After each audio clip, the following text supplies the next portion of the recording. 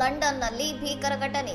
ಗಿರವಿ ಅಂಗಡಿಯ ಕಿಟಕಿಯಿಂದ ನೇತಾಡುತ್ತಿದ್ದ ಪುಟ್ಟ ಬಾಲಕಿಯನ್ನು ರಕ್ಷಿಸಿದ ಪೊಲೀಸ್ ಅಧಿಕಾರಿ ಮತ್ತು ಸಾರ್ವಜನಿಕರು.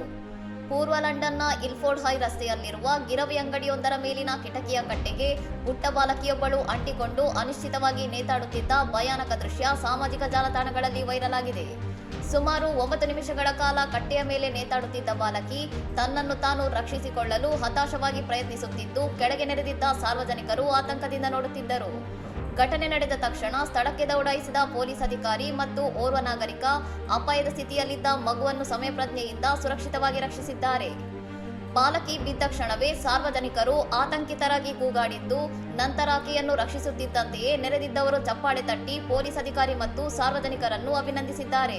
ಮಂಗಳವಾರ ಮಧ್ಯಾಹ್ನ 3:23ರ ಸುಮಾರಿಗೆ ವಿಷಯ ತಿಳಿದು ಸ್ಥಳಕ್ಕೆ ಬಂದ ಪೊಲೀಸರು 3:32ರ ವೇಳೆಗೆ ಬಾಲಕಿಯನ್ನು ರಕ್ಷಿಸಿದ್ದು, ಮಗುವಿಗೆ ಯಾವುದೇ ಗಾಯಗಳಾಗಿಲ್ಲ ಎಂದು ಮೆಟ್ರೋಪಾಲಿಟನ್ ಪೊಲೀಸರು ತಿಳಿಸಿದ್ದಾರೆ.